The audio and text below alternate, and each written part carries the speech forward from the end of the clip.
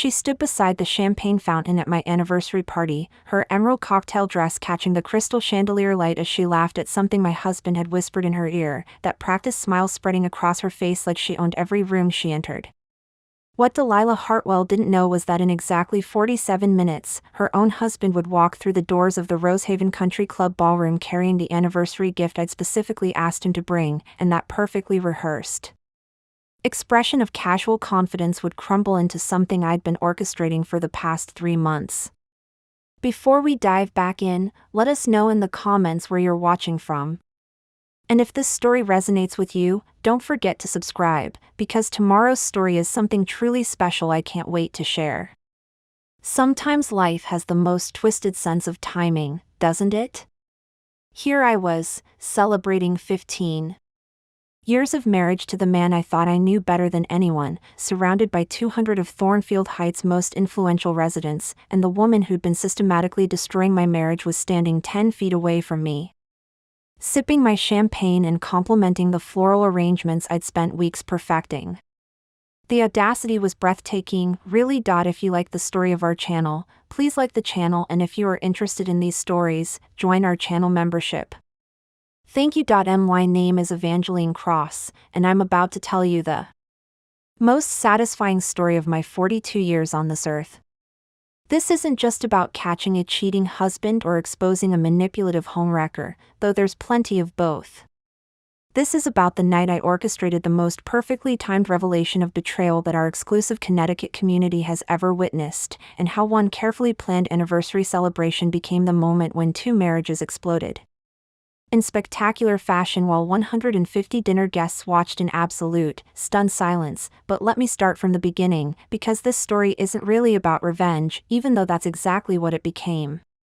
It's about the moment when everything I thought I knew about trust, loyalty, and the people I'd built my life around turned out to be an elaborate performance that had been running for over a year, complete with costume changes, rehearsed lines, and a supporting cast that included some of the most respected families in our social circle. I'm a senior curator at the Whitmore Museum of Fine Arts here in Thornfield Heights, which means I spend my days authenticating priceless artwork, detecting forgeries that master criminals thought were too sophisticated to identify, and following provenance trails that other experts missed entirely.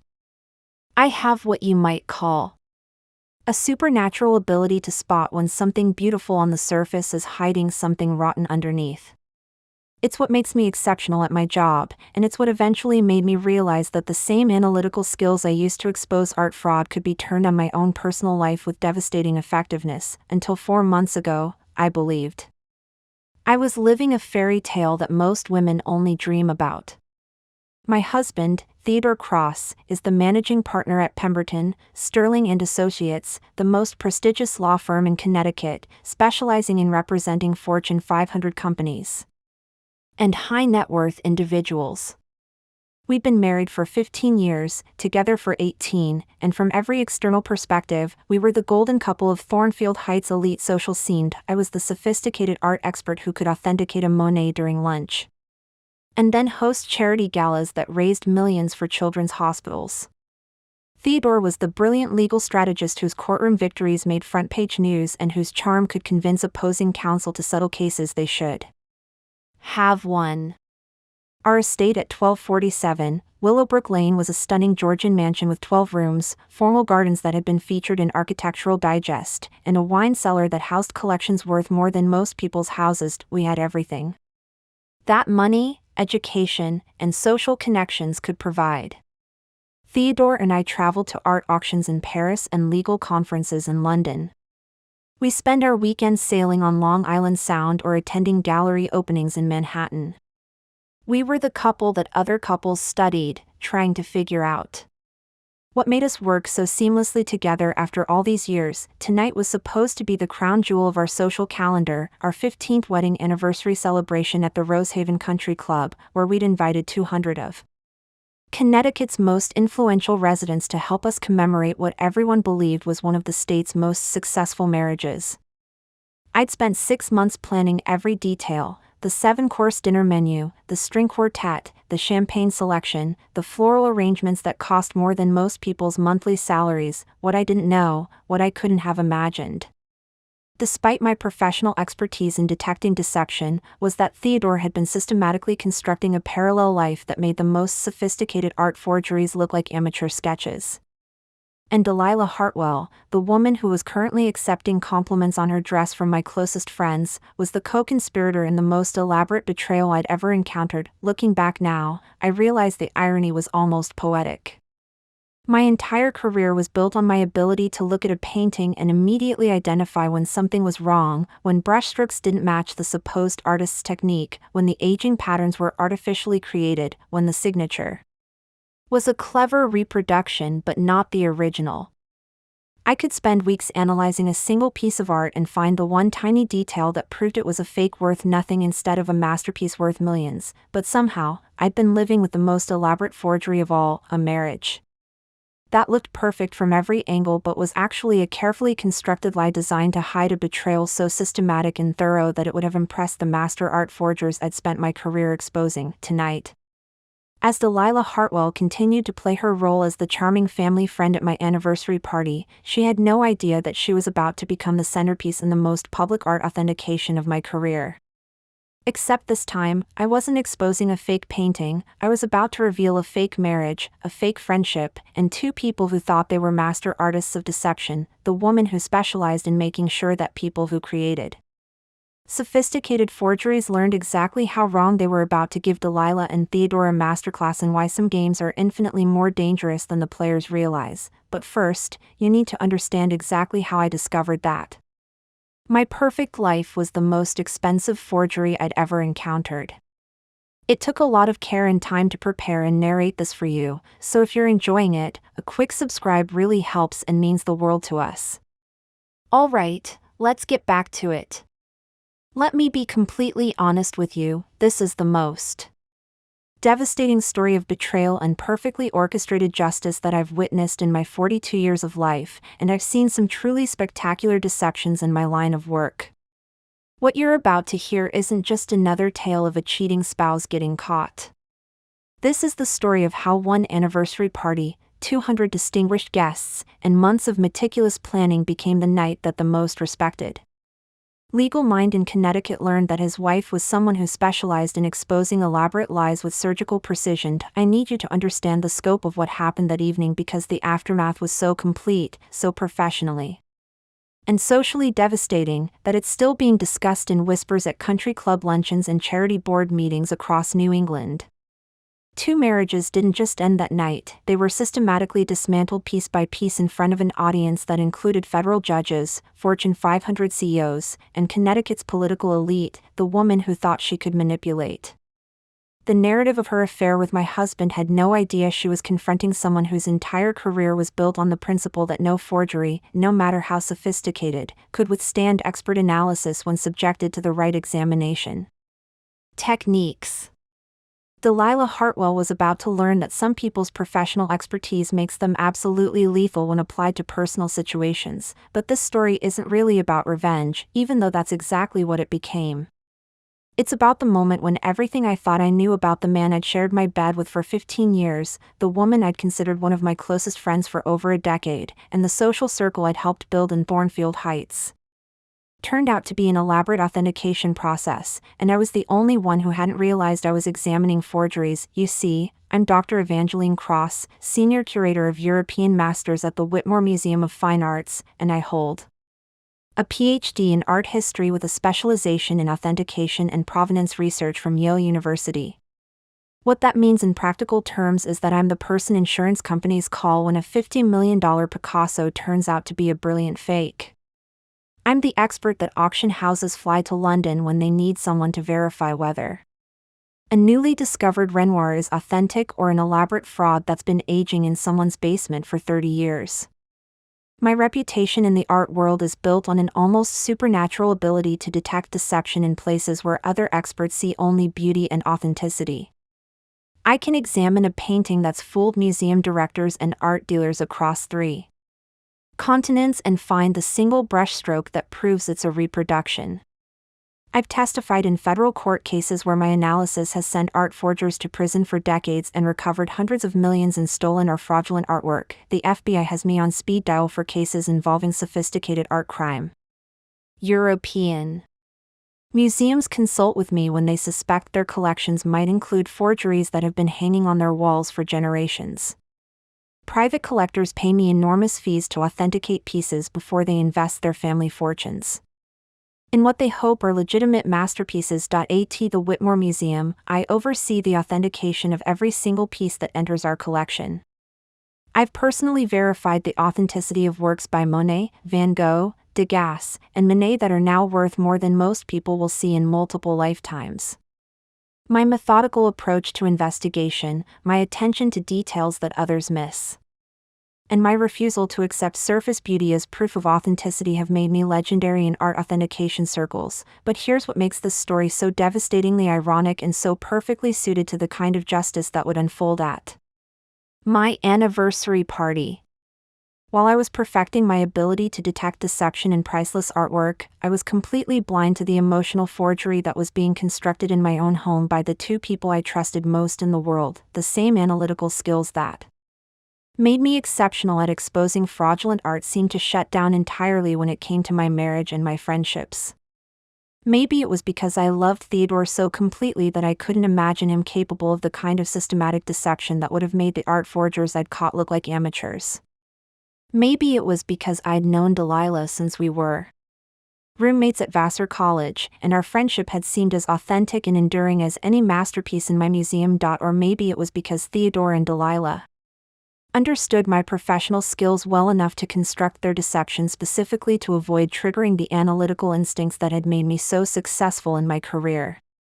They knew I could spot inconsistencies in provenance documentation, so they were careful to create believable stories about their time together. They knew I analyzed behavioral patterns in art authentication, so they maintained just enough normalcy in our interactions to avoid raising the red flags that would have sent me into full investigative mode. What they didn't understand was that once I finally started applying my professional expertise to my personal life, once I began examining their relationship with the same methodical thoroughness I brought to authenticating a suspected Van Gogh, I would bring 15 years of museum-quality investigation techniques to bear on their elaborate deception, and once I discovered the truth about their affair, I would use every skill I'd developed over my career to ensure that their exposure was as public, as undeniable, and as professionally devastating as the art authentication process that had made me famous throughout the international museum community. Theodore had made one critical error in his risk assessment. He'd forgotten that his wife was someone who specialized in making sure that people who created sophisticated forgeries, whether in art or in life, learned exactly how wrong they were about their ability to deceive an expert who knew what to look for. The anniversary party that was supposed to celebrate our successful marriage was about to become the most public art authentication of my career. Except this time, I wasn't just exposing fake paintings, I was about to reveal fake people, fake relationships, and fake lives that had been carefully constructed to fool everyone who mattered in our social and professional circles. The woman who'd built her reputation on ensuring that no forgery could withstand expert examination was about to turn those same skills on the most important authentication of her life. And the results were going to be absolutely devastating for everyone who thought they were too sophisticated to get caught. Before everything unraveled in the most spectacular fashion imaginable, my life in Thornfield Heights represented everything I'd dreamed of achieving since graduating summa cum laude from Vassar College with my bachelor's degree in art history and Renaissance studies. Theodore and I had built what everyone in our elite Connecticut community considered the gold standard of intellectual marriages, two highly accomplished professionals who'd managed to create something extraordinary together without sacrificing their individual achievements or ambitions. Our love story began 18 years ago at a gallery opening in Soho, where I was representing the Whitmore Museum at the unveiling of a newly authenticated Cézanne landscape that had been missing from art history records for nearly a century. Theodore was there as legal counsel for the private collector who was donating the piece, handling the complex legal documentation required for such a significant philanthropic gesture. He was 31 then, already making a name for himself as one of Manhattan's most promising corporate attorneys, with a razor-sharp legal mind that could navigate the most complex international business transactions and a presence in courtrooms that made opposing counsel nervous before he even spoke. I was 29.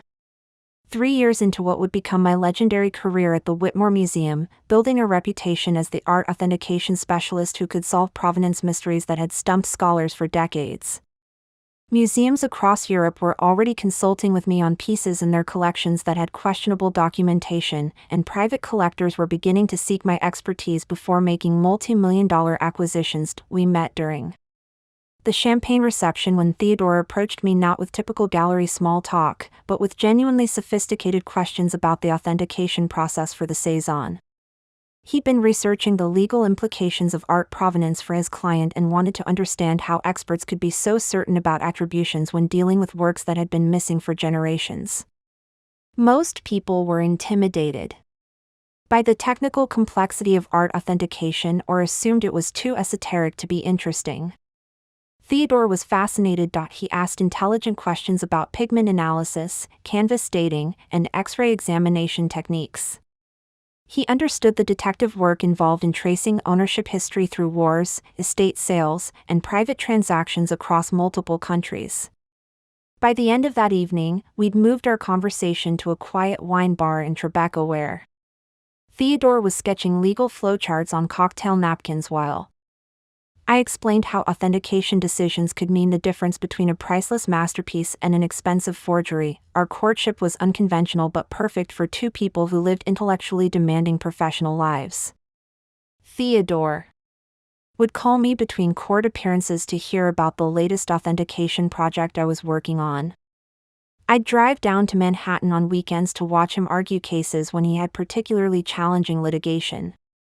We'd spend hours discussing the psychology of deception, how art forgers convinced themselves they could fool experts, how corporate executives justified elaborate financial frauds, how people constructed elaborate lies and then came to believe their own fabrications. 4 years later, Theodore proposed during a private tour of the Frick collection, not with a traditional romantic dinner but in front of Whistler's The Ocean, where he told me that I was the only person who'd ever understood both his intellectual ambition and his need for beauty in a world that was often focused purely on profit and power. The ring was a stunning 3-carat emerald-cut diamond that he'd chosen because it reminded him of my analytical mind, flawless, brilliant, and impossible to replicate. Our wedding at the Thornfield Heights Episcopal Church was featured in Town and Country as one of the year's most elegant celebrations. 300 guests included museum directors from major institutions, senior partners from white shoe law firms, federal appellate judges, and philanthropists whose names adorned wings of cultural institutions throughout New England. Theodore's groomsmen included his law school roommates who'd gone on to become Supreme Court clerks and Wall Street partners, while my bridesmaids were fellow art historians who now held curatorial positions at the Metropolitan Museum, the National Gallery, and major European institutions. We honeymooned in Italy, where Theodore attended an international conference on art law while I conducted research at the Uffizi on attribution techniques for Quattrocento paintings. It was perfectly us, combining personal celebration with professional development, supporting each other's careers while creating memories that belonged entirely to our shared intellectual partnership. The estate on Willowbrook Lane came 5 years after our wedding, when both our careers had reached levels where we could afford something truly exceptional. Theodore had just been named managing partner at Pemberton, Sterling and Associates after successfully representing a Fortune 100 company in a landmark intellectual property case that established new precedents for international copyright law. I'd been promoted to senior curator after authenticating a previously unknown Van Gogh that became the centerpiece of the Whitmore Museum's Impressionist collection and generated international headlines. The house was a 1920s Georgian mansion that had been meticulously restored by the previous owners, complete with original wide plank floors, hand-carved crown molding, and a library with floor-to-ceiling built-in bookcases that Theodore converted into his home office for complex case preparation. I claimed the sun-filled conservatory as my workspace, surrounding myself with reference books, magnifying equipment, and digital archives where I could research provenance questions for authentication projects. We entertained regularly and magnificently. Monthly dinner parties for Theodore's legal colleagues and their spouses, quarterly receptions for the museum's board members and major donors, annual holiday celebrations that drew guests from New York's cultural elite and Washington's political circles. I became known throughout Connecticut for my attention to historical detail, table settings that reflected the period of whatever exhibition the museum was featuring, wine selections that complemented not just the menu but the intellectual themes of our conversations, seasonal decorations that demonstrated the same curatorial eye I brought to hanging exhibitions. Theodore was the consummate host, engaging and brilliant with everyone from Supreme Court justices to young associate attorneys just starting their careers. He had an extraordinary gift for making people feel intellectually stimulated and personally valued, remembering details about their professional challenges, their family situations, their cultural interests. Guests would often tell us that they'd never felt more welcomed anywhere than at our dinner table, that our conversations had influenced their thinking about law, art, or the intersection of culture and commerce. Our marriage seemed to embody everything that successful professional couples aspired to achieve in the 21st century. We supported each other's demanding careers without resentment or competition. We maintained our individual intellectual identities while building something stronger and more interesting together. We handled stress gracefully, communicated about complex issues with sophistication, and genuinely enjoyed each other's company even after 15 years of marriage. We traveled internationally for Theodore's legal conferences and my museum collaborations.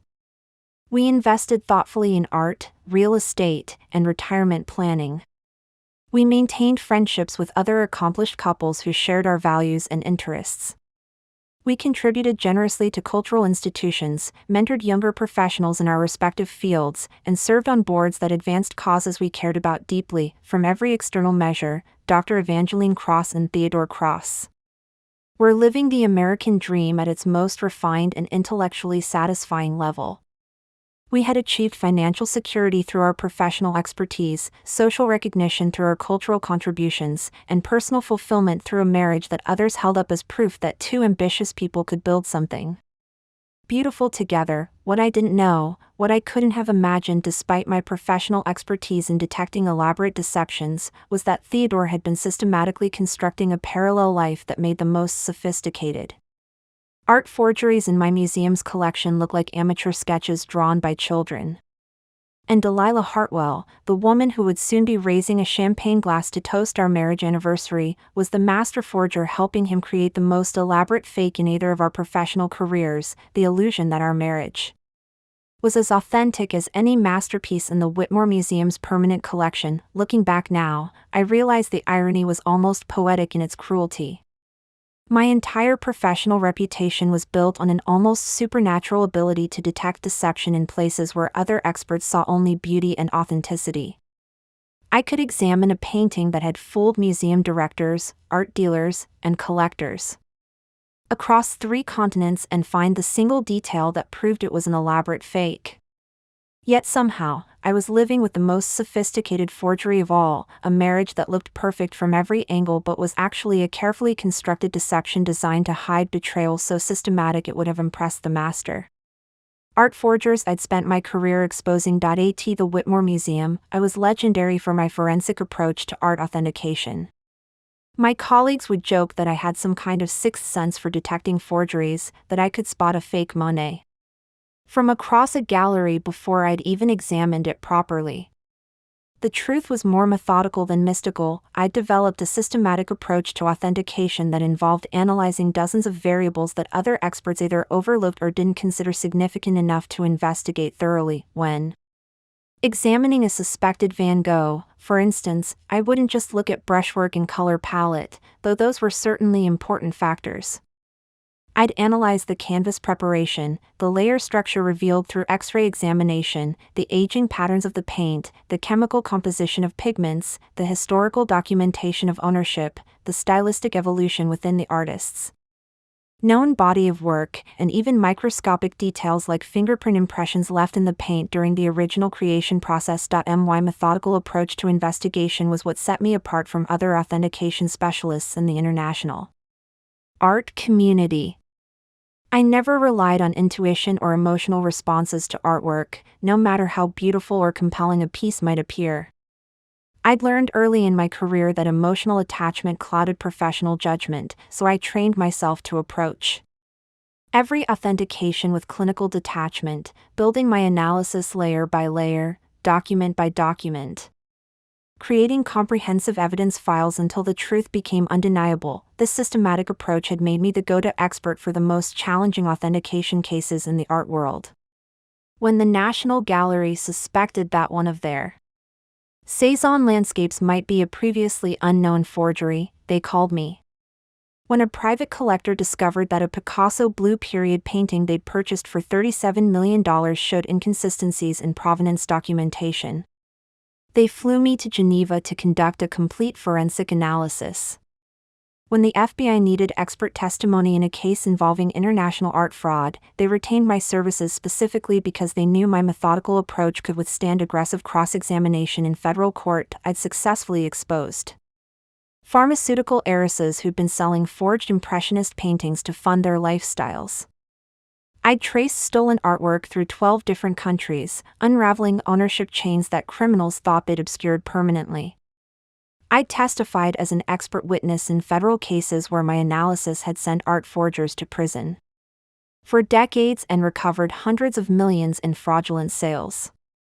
The FBI had me on speed dial for cases involving sophisticated art crime because they knew I'd never lost a case in 15 years of professional authentication work. My reputation extended beyond American museums and collectors.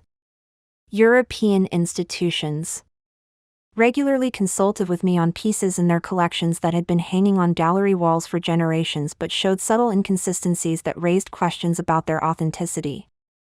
The Louvre had retained my services to examine several pieces in their permanent collection after new scholarship suggested they might be elaborate 19th-century reproductions rather than genuine Renaissance masterpieces. The insurance industry knew me as the expert who could save them millions by identifying forgeries before claims were paid out. Auction houses like Sotheby's and Christie's would delay major sales to wait for my authentication reports because they knew my seal of approval could mean the difference between a successful auction and a scandal that would damage their reputations permanently. But in my personal life, this same analytical nature made me an exceptionally trusting wife and friend. I maintained detailed mental files on Theodore's court schedule, his client commitments, his professional obligations, and his social preferences. I tracked our friends' anniversaries, career achievements, family celebrations, and personal challenges with the same systematic attention I brought to provenance research. I planned our dinner parties months in advance, creating comprehensive databases that included guest preferences, dietary restrictions, conversation topics that would interest specific combinations of attendees, and wine selections that would complement both the menu and the intellectual themes of our gatherings. Theodore often marveled at my ability to juggle complex authentication projects while maintaining our social calendar and household management with military precision. He'd tell colleagues that I was the most organized person he'd ever met, that I could probably run a multinational corporation with the same efficiency I brought to planning our annual holiday reception. His admiration for my professional skills seemed genuine and deep, which made me feel valued not just as a wife but as an intellectual partner whose expertise he respected and celebrated. My colleagues at the Whitmore Museum appreciated my reliability in different ways. When they needed someone to examine suspicious pieces that had been donated by wealthy families, they assigned them to me. When insurance companies required detailed authentication reports for major acquisitions, they requested me specifically.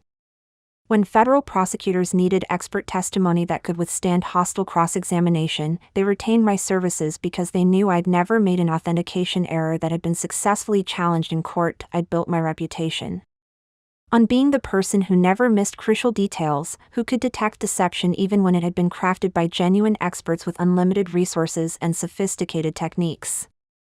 My authentication reports were considered the gold standard in the art world because I documented every aspect of my analysis with scientific precision, creating comprehensive evidence files that made fraud impossible to hide or explain away. But here's what makes this story so devastatingly ironic and so perfectly suited to the kind of justice that would unfold at my anniversary party.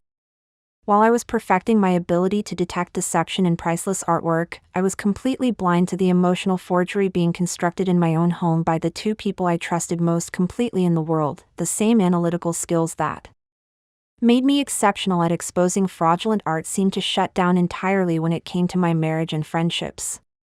Maybe it was because I loved Theodore so completely that I couldn't imagine him capable of systematic deception. Maybe it was because our relationship had always been built on intellectual honesty and mutual professional respect that I couldn't conceive of him constructing elaborate lies. Maybe it was because I'd seen him interact with clients and colleagues for 15 years, witnessing his genuine integrity and professional ethics, that the possibility of personal betrayal seemed impossible. Or maybe it was because Theodore and Delilah understood my professional skills well enough to construct their deception specifically to avoid triggering my analytical instincts. They knew I could spot inconsistencies in documentation, so they were careful never to create obvious timeline contradictions. They knew I analyzed behavioral patterns, so they maintained just enough normalcy in our interactions to avoid raising the red flags that would have sent me into full forensic investigation mode. The truth was that I'd become so focused on being the perfect wife and hostess, so committed to supporting Theodore's legal career while advancing my own museum work, that I'd stopped applying my professional skepticism to my personal life. I trusted Theodore completely, which meant I accepted his explanations for everything without the kind of verification I'd demand in any professional authentication context. When he started working later at the law firm, I didn't call his assistant to confirm his schedule. When he began traveling more frequently to legal conferences, I didn't verify his registration or hotel arrangements.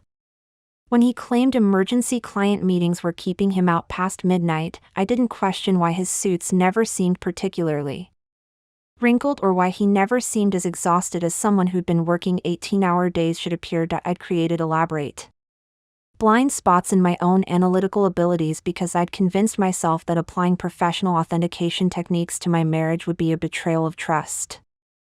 I told myself that a healthy relationship required faith, not forensic investigation. I believed that love meant giving someone the benefit of the doubt, not demanding documentary evidence for every claim they made. This fundamental disconnect between my professional and personal judgment would prove to be the most expensive mistake of my career. While I was helping federal prosecutors send art forgers to prison, my own husband was forging an entirely different life with a woman who'd been my friend since college. The investigator who could identify fraudulent brushstrokes with a magnifying glass couldn't see that her husband's daily stories were fiction more elaborate than any art forgery I'd ever encountered. But here's what Theodore and Delilah didn't understand about my analytical nature. Once I finally started asking the right questions, once my professional instincts finally overcame my personal blind spots, I would bring the same methodical thoroughness to investigating their betrayal that I brought to my most complex authentication cases. And once I discovered the truth, I would use every skill I'd developed over 15 years of forensic art analysis to ensure that their exposure was as public, as undeniable, and as professionally devastating as the authentication process that had made me famous throughout the international museum community. The changes began so gradually that I convinced myself they were natural evolution in a mature marriage, the kind of subtle shifts that happen when two successful people become completely comfortable with each other after 15 years together.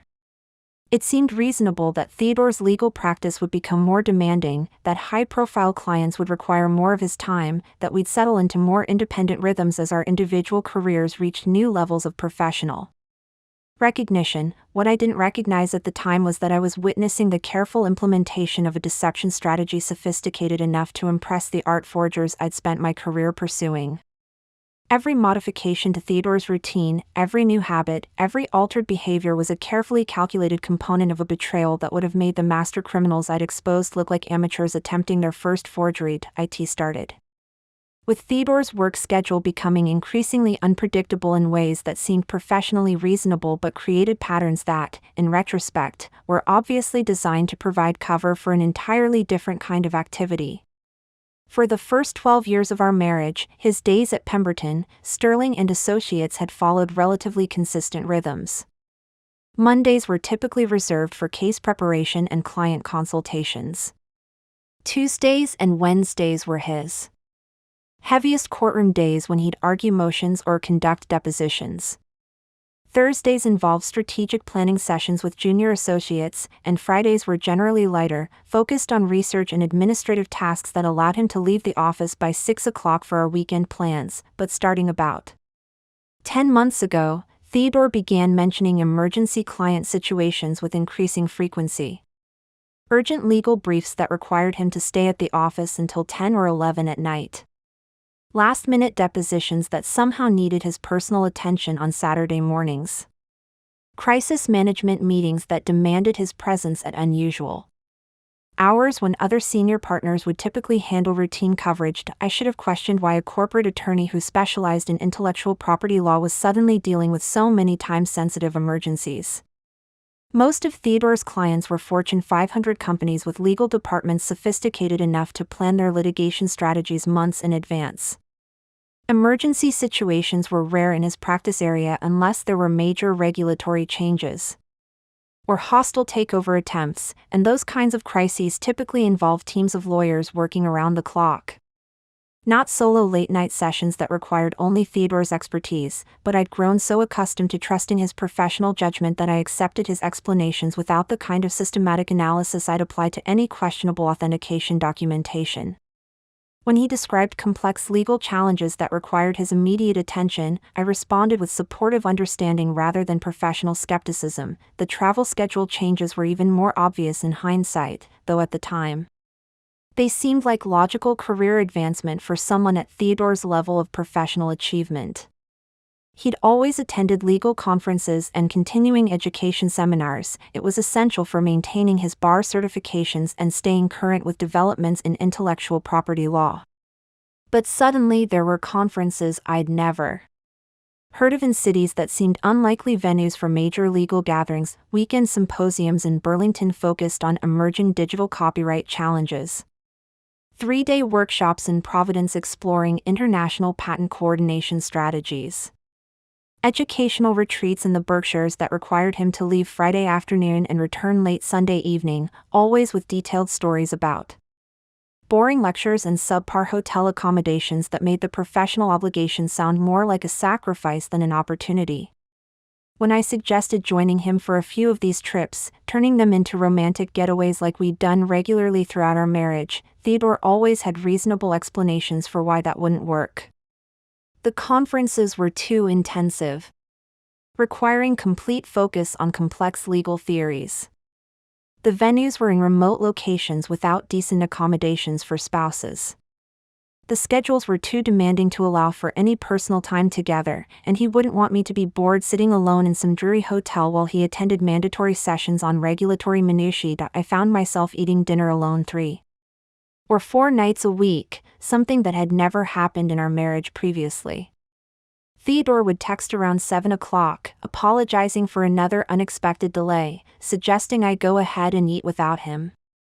He'd arrive home after 9:30, claiming he'd grabbed something quick from the deli near his office, too exhausted to discuss his day in any detail beyond vague references to difficult clients and complex legal challenges. Our weekend routines, which had been sacred throughout our marriage, began disintegrating as well. Saturday morning antiquing trips through Litchfield County became impossible because Theodore needed to review case files or prepare for Monday depositions. Sunday brunches with friends were repeatedly canceled because emergency legal research required his immediate attention. Our traditional Sunday evening ritual of cooking elaborate dinners together while discussing our upcoming week became solo affairs as Theodore fielded urgent phone calls or reviewed complex briefs that somehow couldn't wait until business hours. The physical changes were subtle but unmistakable to someone who'd been married to the same man for 15 years. Theodore began showering immediately upon arriving home, claiming that law firm environments made him feel professionally contaminated, and he needed to wash away the stress before he could relax properly.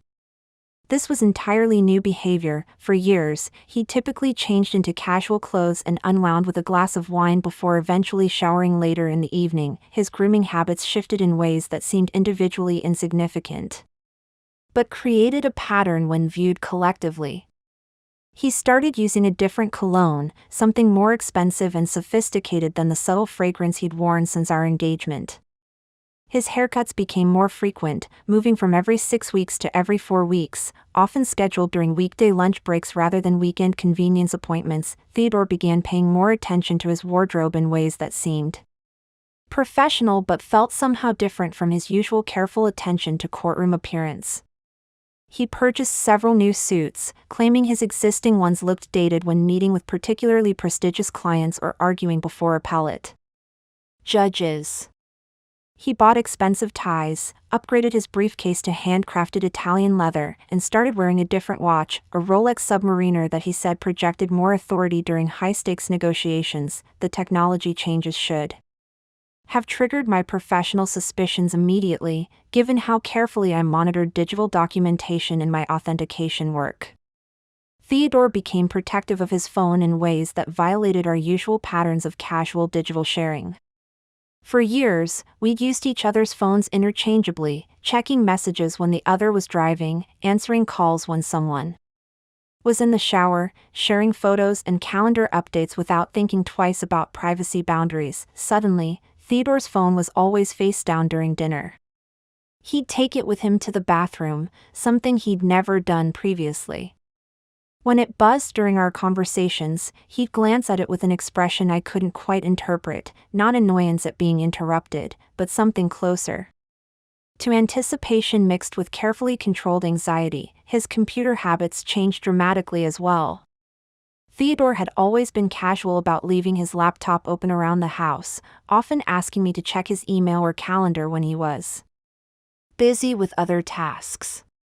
But he began closing it whenever he left the room, password-protecting files that had never been secured before, and spending unusual amounts of time on what he claimed were research projects that required intensive focus and couldn't be interrupted. Most telling of all were the credit card statements that began showing charges completely inconsistent with our usual spending patterns. Expensive restaurants in Hartford that Theodore claimed were convenient locations for meeting with out-of-town clients between court appearances. Florist charges that seemed excessive for routine professional gifts. Hotel expenses in cities where he supposedly attended those weekend conferences. But the amount suggested accommodations far more luxurious than the modest business hotels he typically chose for professional travel. When I asked about these expenses during our monthly financial reviews, a practice we'd maintained throughout our marriage to ensure we were meeting our investment goals and charitable contribution targets, Theodore provided explanations that were detailed enough to sound credible but vague enough to avoid specific verification. Professional entertainment expenses for courting potential new clients. Networking events that required upgraded accommodations to make proper impressions on prospective business partners. Conference registration fees that included premium meal packages and luxury hotel arrangements as part of comprehensive educational experiences. Most devastating of all were the emotional changes that I couldn't quantify with financial documentation but felt in every interaction. Theodore became distant in ways that were almost imperceptible, still affectionate, still attentive, still the charming man I'd married, but somehow performing these behaviors rather than feeling them naturally. Our conversations became more superficial, focused on logistics and schedules rather than the deeper intellectual connection that had always defined our relationship. The man who had once been genuinely fascinated by my authentication projects began offering distracted responses when I shared details about my work. The husband who had previously remembered every detail about my complex provenance research started forgetting basic facts about cases I'd mentioned multiple times. The partner who had once engaged in lengthy discussions about human psychology and deception, conversations that had been central to our intellectual connection since we first met, began changing the subject whenever I brought up professional insights about how people justified elaborate lies or convinced themselves they could outsmart expert detection. I told myself these changes reflected natural maturation in a sophisticated marriage, the kind of comfortable settling that happens when two people become completely secure in their relationship. I convinced myself that Theodore's increased focus on his legal career was admirable professional ambition, that his need for personal space reflected healthy independence, that his distraction during our conversations simply meant he was processing Important cases that required his complete intellectual attention, but deep in my analytical mind, the same instincts that had made me exceptional at detecting art fraud were registering patterns that didn't align with the explanations I was accepting. I was seeing anomalies that would have triggered immediate forensic investigation in any professional authentication context, but I was choosing to explain them away because the alternative was too devastating to consider. What I didn't understand yet was that Theodore wasn't just changing. He was systematically creating the infrastructure necessary to maintain a double life with someone who believed she had as legitimate a claim to his future as I did. The moment that shattered my willful ignorance came on a Wednesday evening in March, during what should have been a routine curatorial task that I'd performed countless times throughout my career at the Whitmore Museum. I was in our library examining a collection of 18th-century Italian drawings that had been donated by the Pembroke estate, using my standard authentication protocols to verify their provenance before they could be officially accessioned into our permanent collection. Theodore was in his study, supposedly preparing for a major intellectual property trial that was scheduled to begin the following week, one involving a pharmaceutical company accused of patent infringement that he described as potentially career-defining. I could hear him on conference calls with expert witnesses and junior associates, his voice carrying the focused intensity that always accompanied his most important cases. I was working with my high-resolution digital scanner and provenance databases, cross-referencing the Pembroke drawings with auction records and museum catalogs dating back to the 1920s.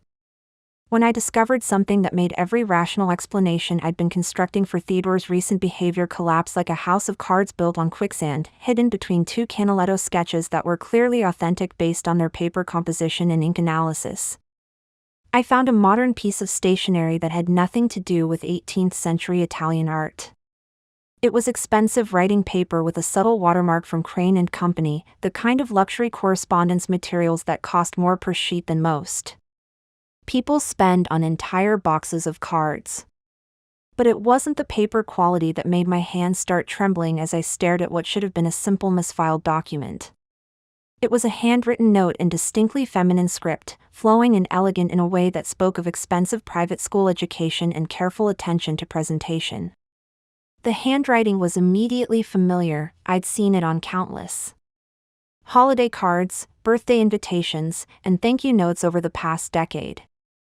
It was Delilah Hartwell's distinctive penmanship, recognizable from years of correspondence between our families, but the content of this particular note made my entire world tilt sideways in ways that no amount of professional training had prepared me to handle.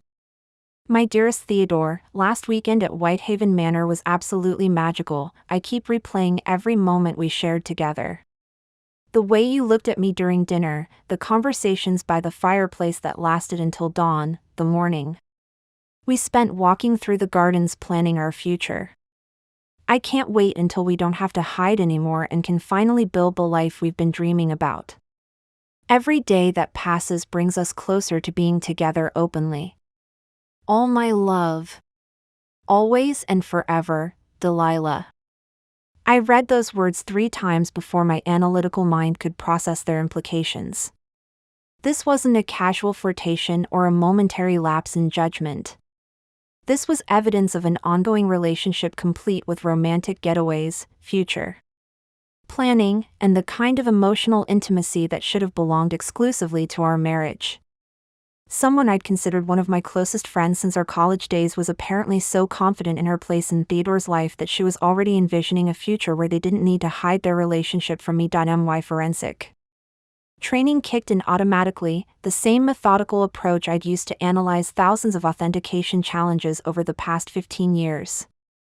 I photographed the note with my phone, documenting the evidence before carefully replacing it exactly where I'd found it between the Canaletto sketches. Theodore couldn't know that I'd discovered his secret, not until I'd had time to determine the full scope of his deception using the same systematic investigation techniques that had made me legendary in the art authentication community. But even as my professional instincts took control of the situation, the emotional impact was devastating in ways I wasn't prepared to handle. This wasn't just adultery, it was systematic betrayal that had been carefully constructed over months, possibly years. Theodore hadn't made a mistake or succumbed to a moment of weakness. He'd built an entire parallel life with someone who clearly believed she had a legitimate claim to his future, the woman who'd written that note wasn't some random affair partner who understood her place as a temporary distraction. She was someone who expected to transition from secret lover to legitimate wife, someone who'd been promised enough to believe that my marriage was an obstacle to be overcome rather than a permanent boundary to respect. Rosehaven Manor was a luxury resort in the Berkshires that specialized in romantic weekend retreats for wealthy couples, the kind of establishment that charged $1,500 per night for suites with private balconies overlooking mountain vistas and fireplaces. Designed for intimate conversations. But more importantly, Rosehaven Manor was exactly where Theodore had claimed to be attending the educational symposium on evolving digital copyright strategies 2 weekends earlier. I spent the next hour sitting in our library surrounded by 18th century Italian art and 21st century evidence of betrayal, trying to reconcile what I'd discovered with everything I'd believed about my husband and my marriage. The man who'd been lying to me about legal conferences was the same person who'd held my hand through my father's funeral, who'd celebrated every professional achievement in my career, who'd spent 15 years building what I'd believed was an unshakable intellectual and emotional partnership. The betrayal was so complete, so thoroughly planned, that it forced me to question every interaction we'd had over the past year. How many of his supposed emergency client meetings had actually been romantic dinners with Delilah? How many weekend legal conferences had been intimate getaways to luxury resorts? How many late nights at the law firm had been spent in someone else's bed, planning a future that didn't include me? But alongside the devastation came something unexpected, a cold analytical fury that felt familiar from my most challenging professional authentication cases.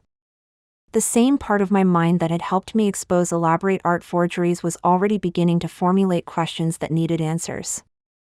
Who was financing these expensive weekend retreats? How long had this been going on? What promises had Theodore made to Delilah about leaving our marriage?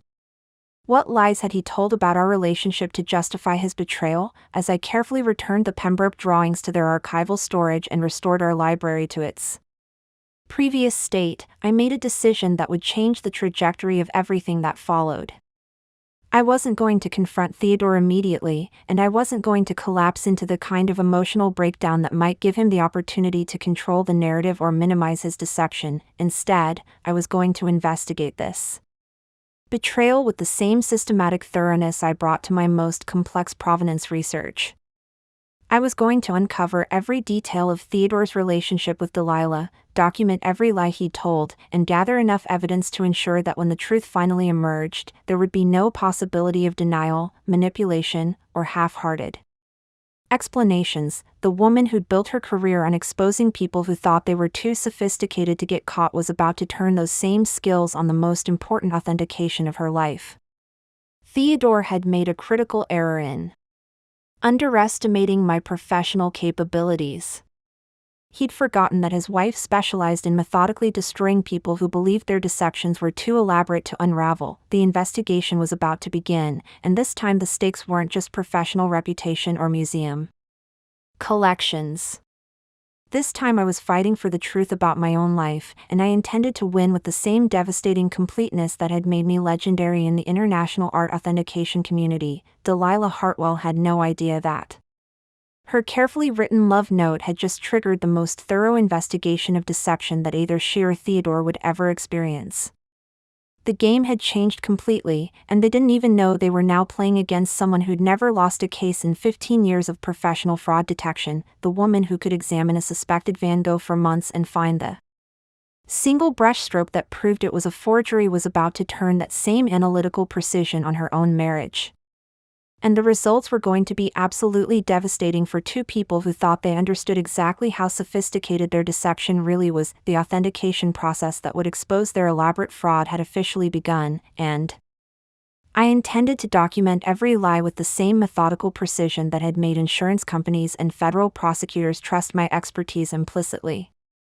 Theodore and Delilah were about to learn that some forgeries are far more dangerous to create than the forgers ever imagine, especially when they're being examined by someone who's never been fooled by even the most convincing fake. They're perfect. Deception was about to be revealed as exactly what it was, an elaborate fraud that would crumble under expert analysis, leaving nothing but the truth and the consequences that came with it, the transformation from devastated wife to methodical investigator happened with the same precision I brought to my most complex authentication projects. That Wednesday night, after carefully documenting Delilah's note and returning everything to its original position, I sat in my museum office until 4 a.m. creating the framework for what would become the most thorough investigation of my career. My first step was establishing a secure research environment where I could conduct analysis without leaving digital traces that Theodore might discover through our shared household computers or cloud storage systems. I drove to a Best Buy in Hartford the following morning and purchased a laptop with cash, setting up completely separate email accounts and encrypted cloud storage systems that would shield my investigation from the man who'd been systematically lying to me for months. The same techniques I used to protect sensitive provenance research and authentication documentation would now guard my investigation into the most important fraud case of my life. If Theodore and Delilah thought they understood operational security, they were about to learn what professional-grade information protection actually looked like. Delilah's full involvement became my initial research priority. With evidence of expensive tastes suggested by her choice of luxury stationery and knowledge of exclusive resort destinations, I began the kind of systematic background investigation that had made me legendary among my colleagues at the Whitmore Museum.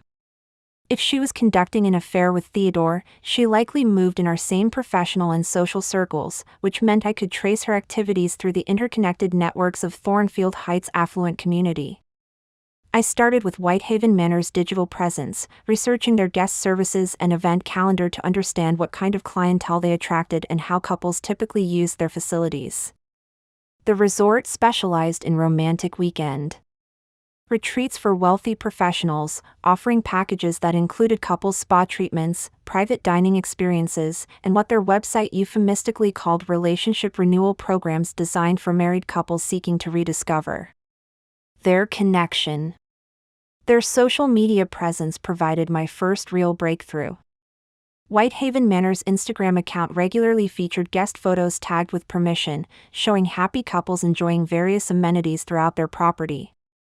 I spent hours scrolling through months of posts, looking for any images that might include Theodore or provide clues about the scope of his relationship with Delilah. 3 weeks into my investigation, I found exactly what I was looking for. A photo from mid-February showed a group of guests at the resort's wine tasting event, and in the background, partially obscured by other attendees, was a couple whose body language immediately caught my trained eye for detecting subtle inconsistencies that others might miss. Theodore stood behind Delilah with his hands resting possessively on her shoulders, both of them looking more relaxed and genuinely happy than I'd seen Theodore appear in months. They weren't trying to hide their intimacy. They were simply unaware they were being photographed for the resort's promotional materials. The photo's metadata revealed it had been taken on a weekend when Theodore claimed to be attending a legal ethics seminar in Springfield. According to my meticulous records, he'd called me that Saturday evening to complain about boring lectures on professional responsibility and subpar hotel restaurant food. While he was supposedly enduring mandatory continuing education requirements, he'd actually been enjoying a romantic wine tasting with my college roommate at one of New England's most exclusive romantic retreats. My art authentication skills made identifying the full scope of their relationship surprisingly straightforward once I had photographic evidence and timeline confirmation. I enhanced the image using professional software, focusing on distinctive jewelry and clothing details that suggested specific brands and price points. Delilah's watch appeared to be a Cartier tank, her earrings looked like they were from Tiffany's estate collection, and her cashmere shawl bore the distinctive pattern of Hermès' latest seasonal line. These weren't impulse purchases or gifts from an admirer, they represented the kind of sustained luxury spending that suggested either independent wealth or a very generous benefactor. Either Delilah had financial resources I hadn't known about during our years of friendship, or Theodore had been far more financially generous with his mistress than anything reflected in our joint credit card statements and bank account monitoring. The breakthrough that revealed the true sophistication of their deception came when I cross-referenced luxury hotel guest registries with membership lists from exclusive clubs and organizations throughout Connecticut and Massachusetts. Using professional databases I accessed through the museum's research accounts, I began building a comprehensive timeline of Theodore and Delilah's activities over the past 18 months. What I discovered was breathtaking in its scope and planning. They'd been meeting regularly at expensive establishments throughout New England, always choosing locations far enough from Thornfield Heights to avoid accidental encounters with our social circle, but never so remote as to seem suspicious if questioned about their whereabouts. Their pattern was sophisticated enough to impress the art forgery criminals I'd helped federal prosecutors convict. Weekend retreats were always scheduled during Theodore's claimed legal conferences, with documentation that could be verified if I called his office but would never be examined closely enough to reveal that he'd canceled his actual professional obligations. Weekday lunch meetings were disguised as client consultations at restaurants near courthouses where Theodore might legitimately need to appear for depositions or motion hearings. The financial analysis revealed coordination that demonstrated months of careful planning.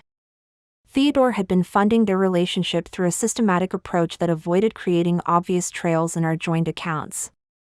Cash advances from his personal credit card were withdrawn at specific intervals that corresponded perfectly with Delilah's social media posts from expensive restaurants and luxury shopping excursions. Hotel charges appeared on a business credit card that Theodore used for legitimate client entertainment, buried among genuine professional expenses in ways that would pass casual review but showed clear patterns when subjected to forensic analysis.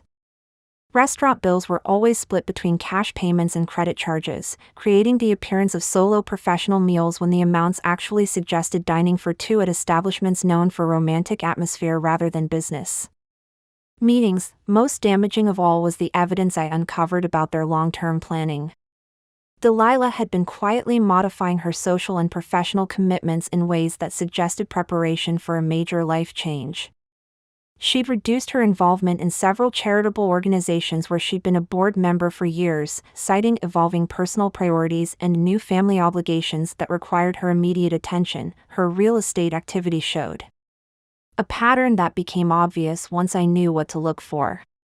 Property searches in Massachusetts coastal communities, particularly in areas where Theodore had mentioned interest in investment opportunities that he claimed would provide retirement security for our future. Financial planning consultations with advisors who specialized in complex family transitions and asset restructuring for life changes. Theodore's own behavior modifications now made perfect sense when viewed through the lens of systematic deception rather than natural career evolution. His increased attention to physical appearance wasn't professional ambition, it was someone preparing to present himself as an available partner to a woman who expected him to be worthy of her social status and financial requirements. The technology changes that should have triggered my suspicions earlier revealed themselves as components of an elaborate communication system. Encrypted messaging apps allowed them to coordinate schedules without leaving traces in standard text or email records. Separate social media accounts under slightly modified names enabled them to share experiences and plan future activities without connecting their digital presence to their real identities. By the time I finished gathering evidence, I had enough documentation to destroy both their personal and professional reputations completely. But simply exposing their affair wasn't sufficient justice for the elaborate deception they'd constructed. They'd both invested significant time, emotional energy, and financial resources in building their secret relationship while systematically lying to everyone who trusted them. What they deserved wasn't just exposure, they deserved the kind of precisely orchestrated humiliation that would ensure their betrayal became a cautionary tale for anyone else who thought they could construct such sophisticated deceptions. The anniversary party that was supposed to celebrate Theodore's and my marriage was beginning to take shape in my mind as the perfect venue for the most public authentication failure in either of their lives, the same methodical approach I'd used to expose art forgers would now be applied to exposing relationship fraud, and the results were going to be masterful enough to make my most complex museum investigations look simple by comparison.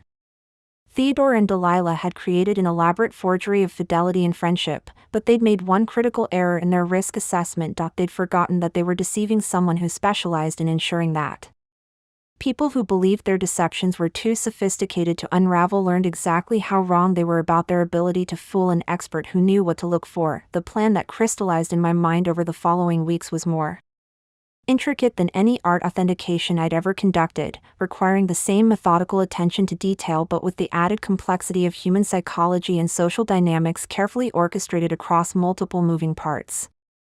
I wasn't just gathering evidence anymore, I was designing a revelation that would ensure maximum impact and accountability for everyone involved, witnessed by exactly the right people to guarantee that the consequences extended far beyond personal embarrassment into permanent professional and social ramifications. The anniversary party concept had been in development for months before I discovered Theodore's betrayal.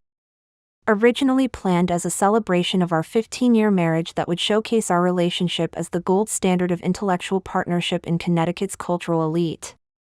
Now it would serve an entirely different purpose, the perfect venue for the most public authentication failure in either Theodore's or Delilah's lives. The guest list I'd already assembled was absolutely perfect for my revised objectives. 200 of Thornfield Heights' most influential residents, including federal appellate judges who knew Theodore professionally, museum directors who respected my authentication expertise, Fortune 500 executives who relied on Pemberton, Sterling and Associates for their legal representation, and cultural philanthropists whose opinions shaped social standing throughout New England. These weren't casual acquaintances who might gossip briefly about a marital scandal and then move on to other entertainment. These were people whose professional and social networks would ensure that Theodore and Delilah's exposure became a permanent part of their reputations, affecting everything from career opportunities to social invitations for years to come. But orchestrating the perfect revelation required more than just the right audience. I needed Delilah to be present, confident, and completely unaware of the trap she was walking into. This required a separate but coordinated strategy that took advantage of her social ambitions and her apparent belief that her relationship with Theodore was sophisticated enough to withstand any scrutiny. The solution came through my position on the board of the Hartford Cultural Foundation, where I'd been serving as vice chair of their annual gala committee for the past 5 years. The foundation was planning a major fundraising initiative focused on supporting emerging artists, and they needed experienced board members to host intimate salon-style gatherings that would introduce potential donors to artists whose work deserved broader recognition. I volunteered to host one of these salon events at our anniversary party, suggesting that combining our personal celebration with cultural philanthropy would create exactly the kind of sophisticated evening that attracted serious collectors and major donors. The foundation was delighted with the proposal. Our estate provided the perfect setting, our guest list included many of their target donors, and my reputation in the art authentication community would lend credibility to any artists we chose to showcase. More importantly, this gave me the perfect justification to invite Delilah personally, not as Theodore's colleague or my friend, but as someone whose expertise in lifestyle management and social coordination would be valuable for event planning. I'd learned through my investigation that Delilah had been positioning herself as a consultant for wealthy families who needed assistance organizing cultural events and managing their social obligations. When I called to invite her, I explained that the Hartford Cultural Foundation was specifically looking for people who understood how to create elegant experiences that would encourage philanthropic giving, and that several board members had mentioned her name as someone who might be interested in expanding her consulting practice to include cultural fundraising events. Delilah's response exceeded my expectations. She was not only enthusiastic about the consulting opportunity but also eager to use our anniversary party as a showcase for her event management capabilities. She even offered to assist with some of the detailed coordination, suggesting that she could help ensure the evening reflected the kind of sophisticated taste that would impress the foundation's board members and potential donors. The irony was absolutely perfect. While Delilah was conducting an affair with my husband, she was simultaneously volunteering to help coordinate the event that would expose her betrayal to everyone who mattered in our professional and social circles. She was so confident in her ability to maintain her deception that she couldn't see the obvious danger in positioning herself as a central figure at an event where I would have complete control over the evening's agenda and timeline. But arranging the guest list and Delilah's presence was only the beginning of my preparation. I needed to ensure that the revelation would be undeniable and devastating, with sufficient evidence to prevent any attempt at manipulation or damage control. This required additional surveillance and documentation that would capture Theodore and Delilah's relationship in ways that couldn't be explained away as professional collaboration or innocent friendship. I hired Rebecca Sterling, a private investigator, whose discreet services had been recommended by colleagues who'd used her expertise during complex divorce proceedings involving high-net-worth individuals.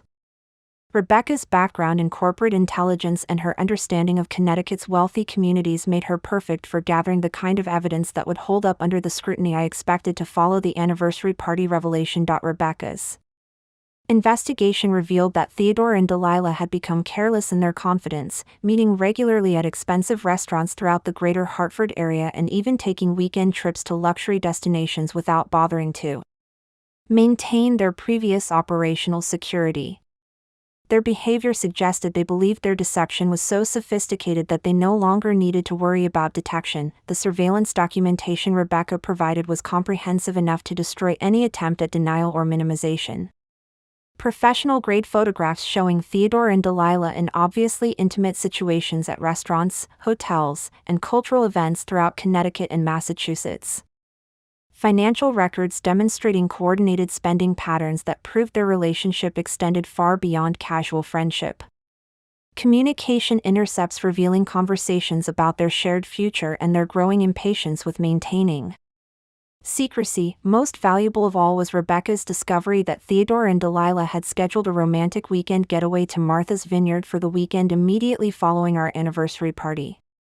They'd apparently planned this as a celebration of what they believed would be Theodore's final performance as my devoted husband before he began the process of leaving our marriage for his relationship with Delilah. The final element of my plan involved carefully choreographing the evening's events to ensure maximum dramatic impact.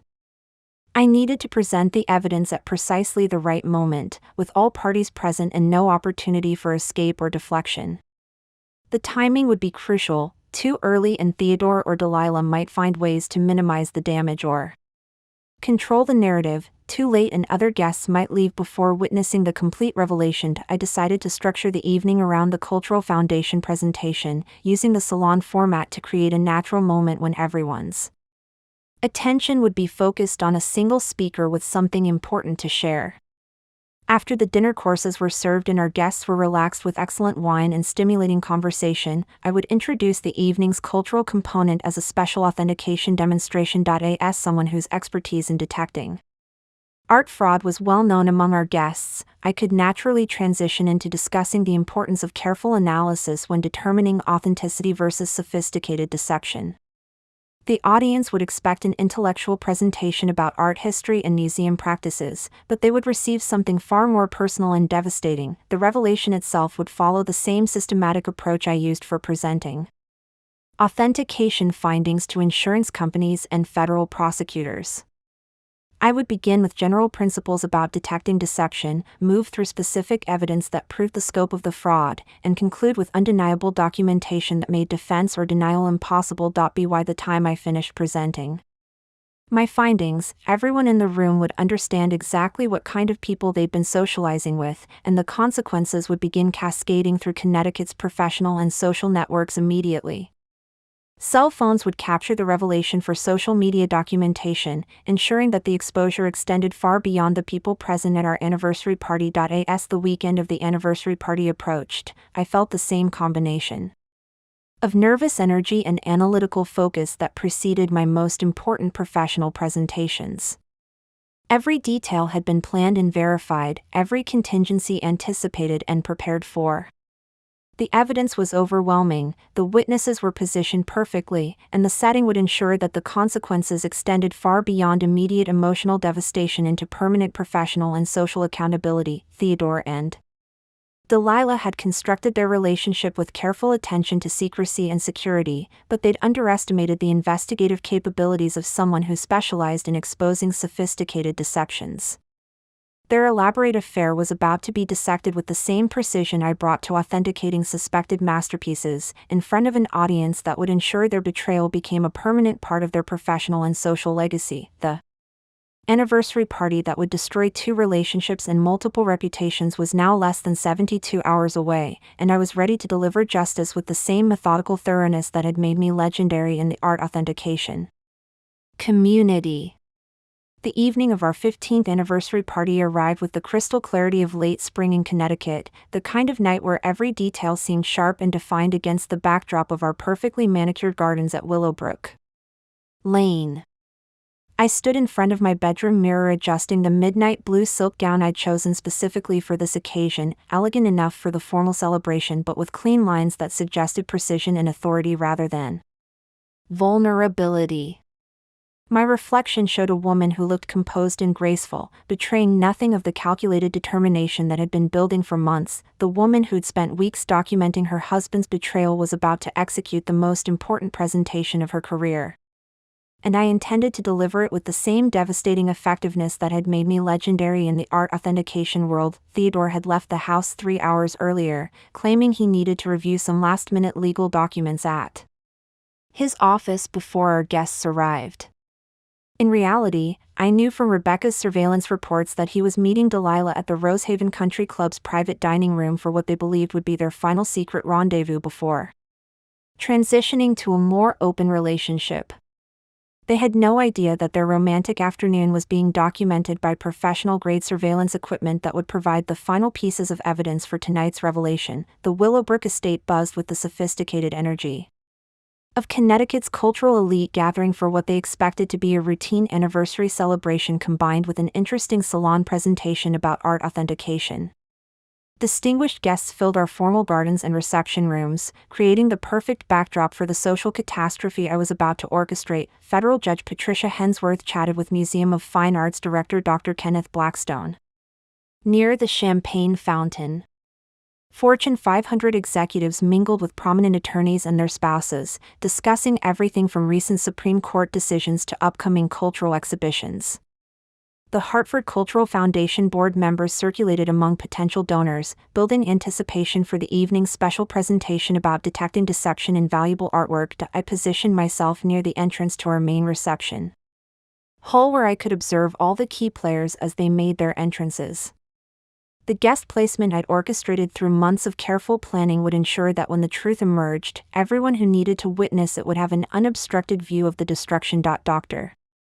Marcus Pembroke, the cardiologist who'd been treating my father before his death last year, arrived first with his wife Catherine, both of them expressing excitement about the Cultural Foundation presentation and asking knowledgeable questions about my recent authentication projects.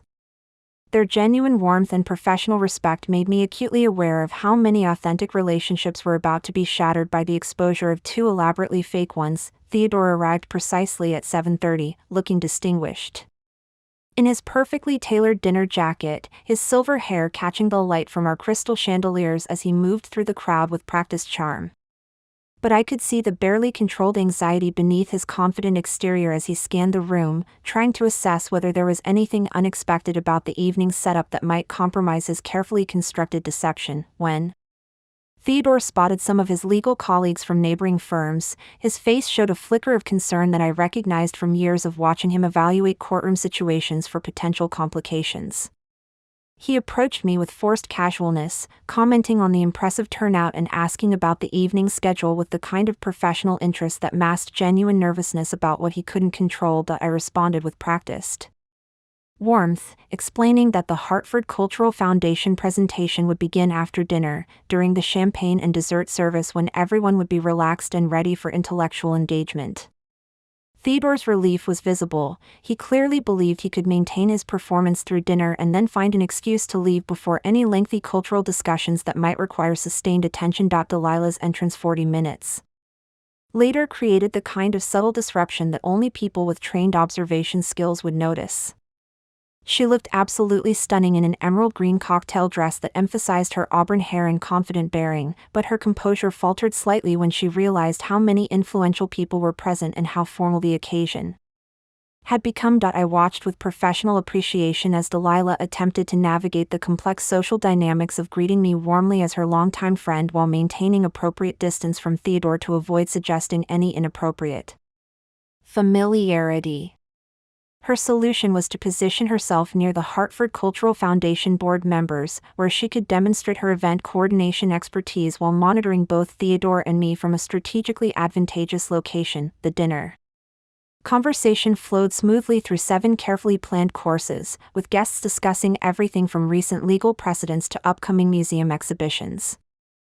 I guided discussions toward themes of authenticity, professional integrity, and the importance of trust in both personal and professional relationships, building anticipation for the evening's presentation while creating the perfect intellectual framework for what was about to unfold. As the final dinner plates were cleared and champagne was served for the Cultural Foundation presentation, I stood at the head of our formal dining room and asked for everyone's attention. The conversations gradually quieted as our guests sensed the shift toward the evening's educational component, expecting to learn about art authentication techniques and museum practices. Thank you all for joining Theodore and me in celebrating our 15th wedding anniversary, I began, my voice carrying the same authority I'd used during federal court testimony.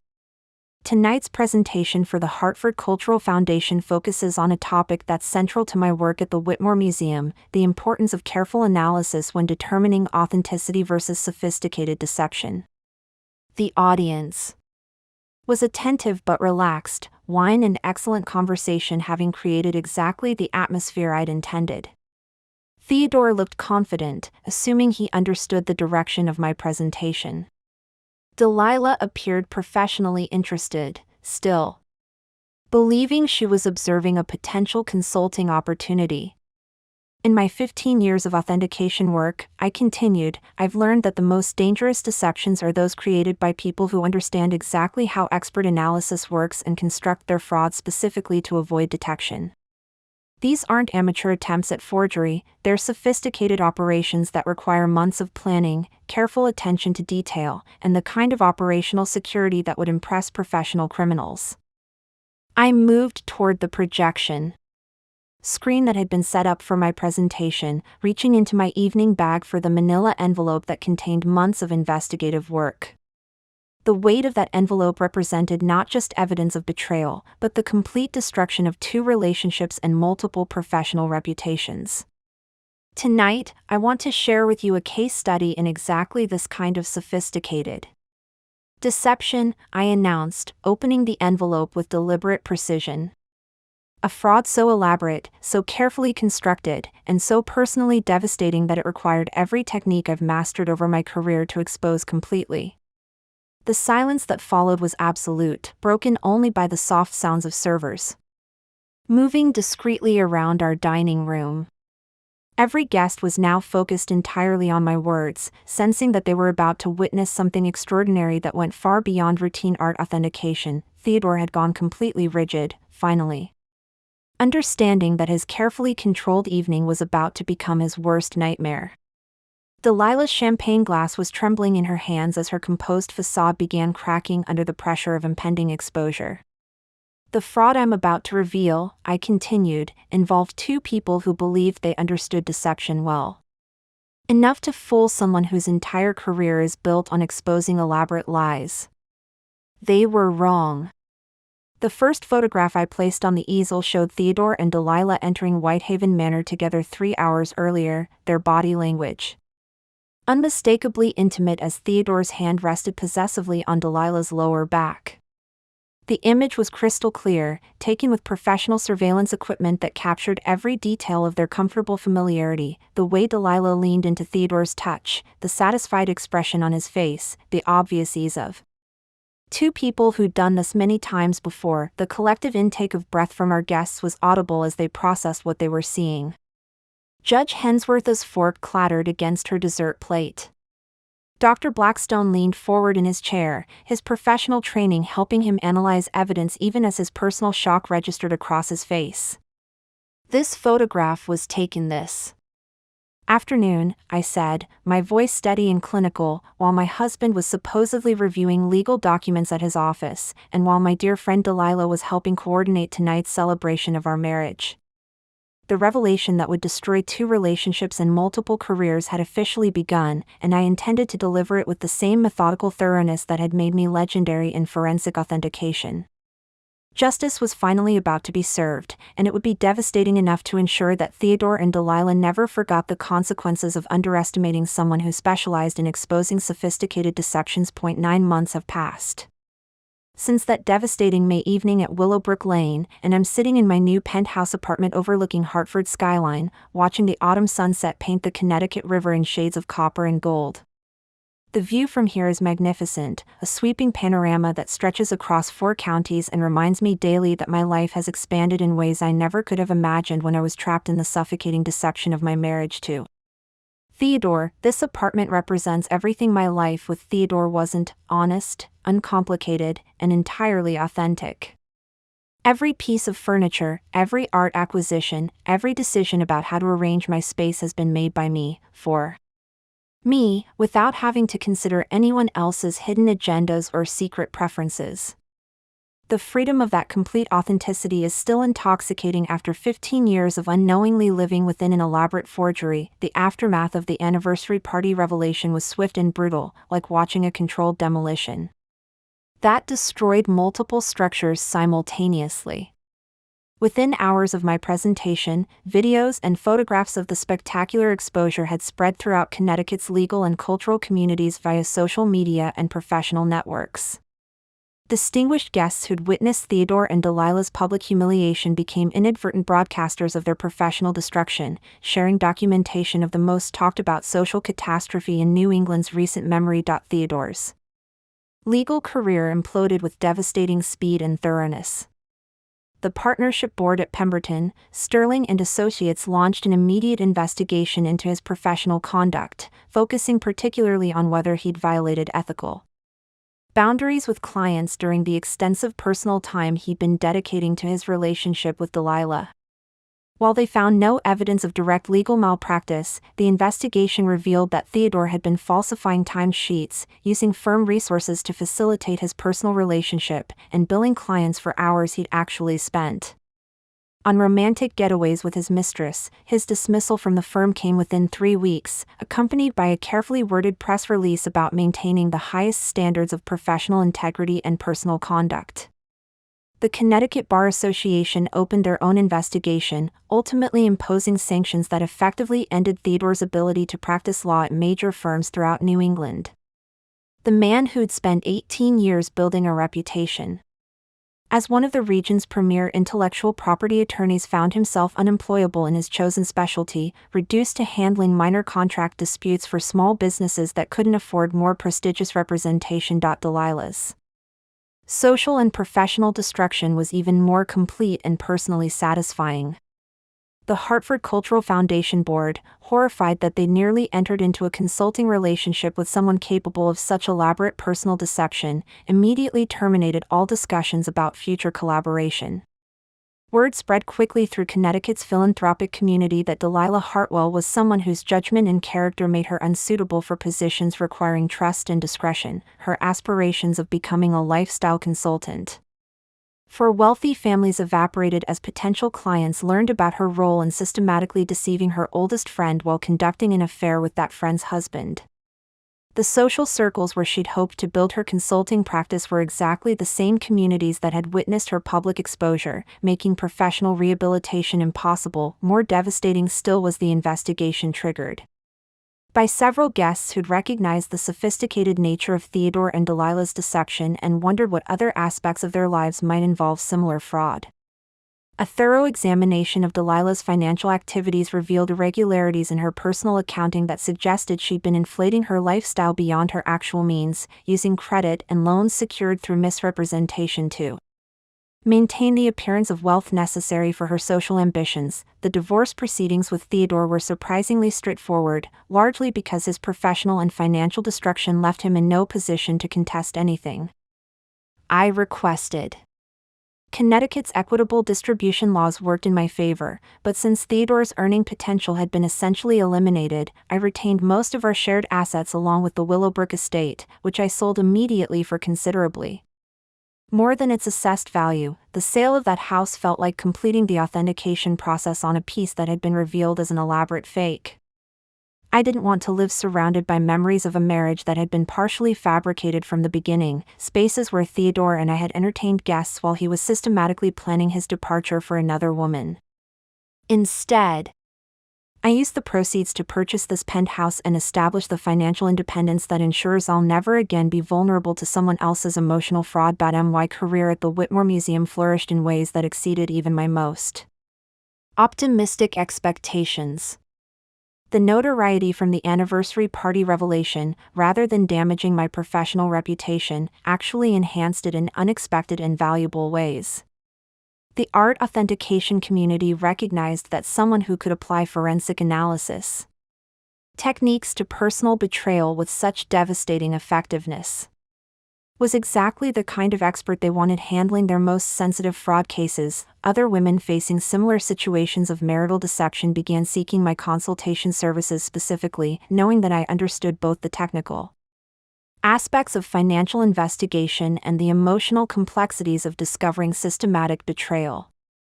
The museum board approved my proposal to establish a new specialty division focused on authentication services for high-net-worth individuals, with particular expertise in cases involving potential fraud, hidden ownership, or questionable provenance that might indicate personal or professional deception. We now handle cases throughout New England and beyond, offering comprehensive authentication services that combine traditional art historical analysis with modern forensic techniques. My combination of technical expertise and personal experience with sophisticated deception has made me uniquely qualified to help collectors, insurance companies, and legal professionals uncover truths they needed but were afraid to discover. More importantly, I've learned that the analytical skills that initially blinded me to Theodore's deception could be repurposed to create the kind of genuine relationships I'd been missing throughout my marriage. I approach new friendships and potential romantic connections with the same methodical attention to authenticity I bring to art authentication, but now I use those skills to verify sincerity rather than to avoid uncomfortable truths. The social rehabilitation process has been fascinating from an anthropological perspective. Connecticut's cultural elite initially didn't know how to respond to someone who'd exposed marital betrayal so publicly and effectively. But gradually, I've discovered that many people actually respect the courage and intelligence required to orchestrate such perfect justice. Several prominent families have quietly approached me about authentication services for their personal collections, specifically because they want someone whose expertise in detecting deception extends beyond traditional art fraud. Tonight, as I prepare dinner in my beautiful new kitchen, I'm expecting Dr. Marcus Pembroke to arrive for our weekly Sunday evening tradition. We cook together, discuss our respective work in art authentication and cardiology, and share the kind of honest conversation that neither of us had experienced in our previous relationships. It's not romantic, we're both too recently emerged from deceptive marriages for that kind of vulnerability, but it's genuine in ways that feel revolutionary after years of unknowingly living with systematic lies. The view from this penthouse reminds me daily that perspective changes everything. From down in the valley of my marriage to Theodore, I couldn't see the scope of the deception surrounding me.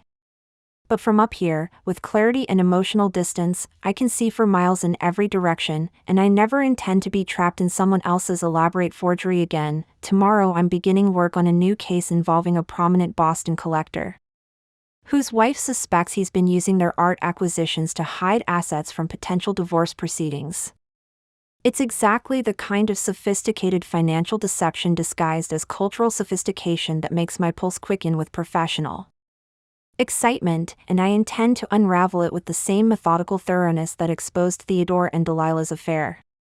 The woman who specialized in authenticating priceless masterpieces had learned to authenticate human relationships with equal precision, and the results were devastatingly effective for anyone foolish enough to underestimate her capabilities.